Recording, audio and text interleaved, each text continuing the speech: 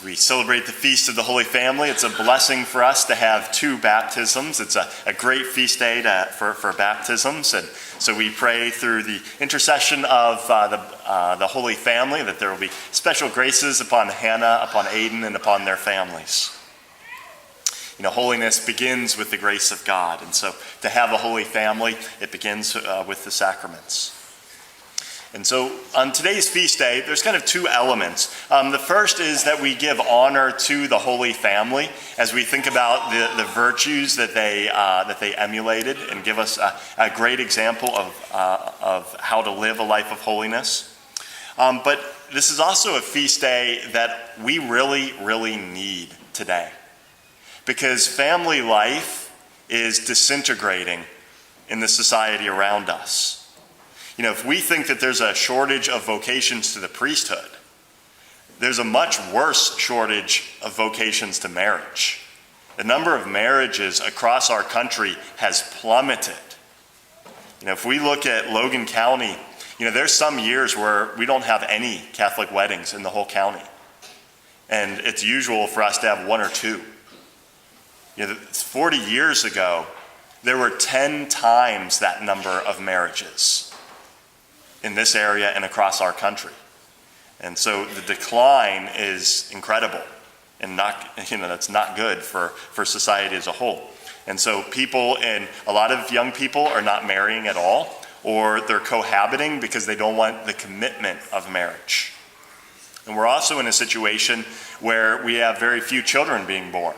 You know, we do not have enough to sustain our population. Even we're in a population decline, and so today's feast day is a great opportunity for us to reflect upon what God's plan is for the family and what that means for us.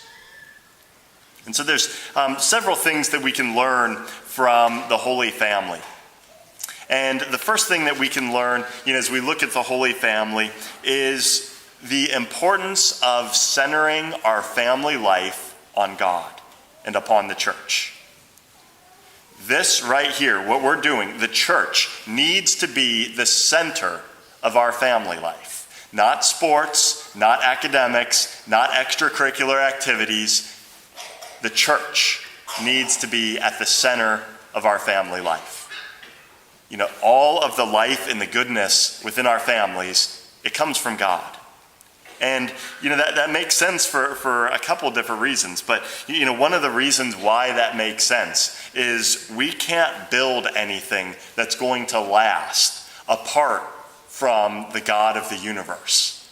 You know, God is the source of all goodness and all life. So if we're trying to build something apart from God, it's going to collapse. It's built upon sand.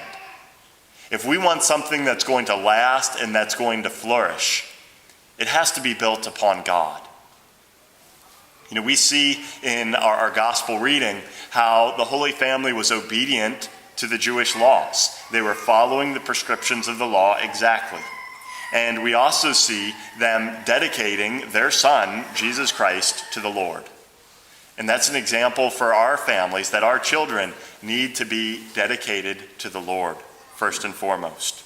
And the more fully we do that, the more fully we cooperate with the grace of God and center our lives on a healthy life of prayer and focus on the life of grace and the sacraments, the more our families are going to flourish.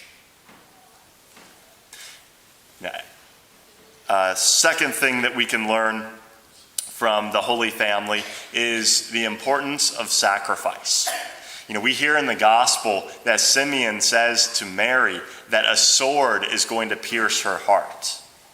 And what happened at that point is it was revealed to the Blessed Virgin Mary all of the sufferings that she was going to endure. And she carried those with her throughout the rest of her life. She knew what was awaiting her son and the suffering that she would endure. And she accepted that. You know, it's important for us to not shy away from sacrifice, but to be willing to embrace sacrifice. I came across a quote recently from Sister Mara Stella of the Sisters of Life. And she said, "We live in a culture that's very individualistic and self-focused. But this isn't the path to happiness or fulfillment. And so in a marriage, husband and wife must give and sacrifice for the other. This is the mark of authentic love." We are created for relationships of love. And most young people, their vocation is to marriage. And so the happiness of most young people who are called to marriage is going to depend upon whether or not they're living a vocation of authentic love. And there's a lot of false paths that young people follow. We're not going to find happiness through focusing on accumulating possessions. Happiness is not found through playing video games all day long. Happiness is not found by living in social media or in a kind of an imaginary world on the internet. That's not where happiness is found.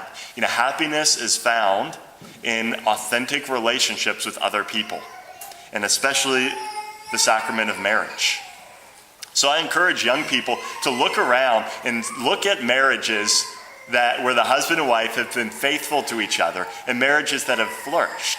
Maybe it's your parents or your grandparents' marriages. You'll find a peace and happiness in their lives that's worth sacrificing for. And, that's not the fruit of self-indulgence. It's the fruit of sacrifice. Marriage is going to face struggles and tensions, and there's going to be arguments and difficulties. But when a couple perseveres through those, as they learn deeper forgiveness and patience with each other, and if they learn to bear with one another, a deeper love is forged over time. And that relationship becomes deeper and richer and more beautiful. And when we look at people who have been married for long periods of time and have marriages that are flourishing, the goodness that we see and the peace in their lives is the fruit of their sacrifice and commitment to each other. That's also the context in which God wills new life to come into this world. He wants new life to come into this world through a relationship of love between a husband and wife. And again, being open to children requires tremendous sacrifice. But it's worth it, because life is beautiful. And every gift of life that the Lord blesses a married couple with is a gift to their family and a gift to the church of immeasurable value. And so, I encourage our young people to be willing to sacrifice in order to create something that's true and good and beautiful. You're not going to create something good and beautiful through selfish indulgence. It only comes through sacrifice. And marriage and the life that flows from that is something that's worth sacrificing for. The third thing that we can learn as we look at the Holy Family and reflect upon our readings today is the importance of fatherhood. St. Joseph was a good father. And one of the problems in family life today is that so many young people grow up without a father altogether, or maybe they have just not experienced the love of a father because their fathers might be emotionally or spiritually absent from the family. And so the advice I'd give to fathers is a good father is going to actively watch over the moral formation of his children. So a good father should be able to think about each one of his children and know the moral strengths and weaknesses of each child. And a father should have a plan to carefully and gently over time help each one of their children to grow in virtue. And so I encourage our fathers to ask themselves, are you doing that? Do you know the virtues and vices of each one of your children? And do you have a plan to help them grow? If you're doing that, chances are you're investing in your family, you're present to them, and you are by helping them grow in virtue, you're being a good father to them, and you'll be present to them. And your children will experience the love of a father.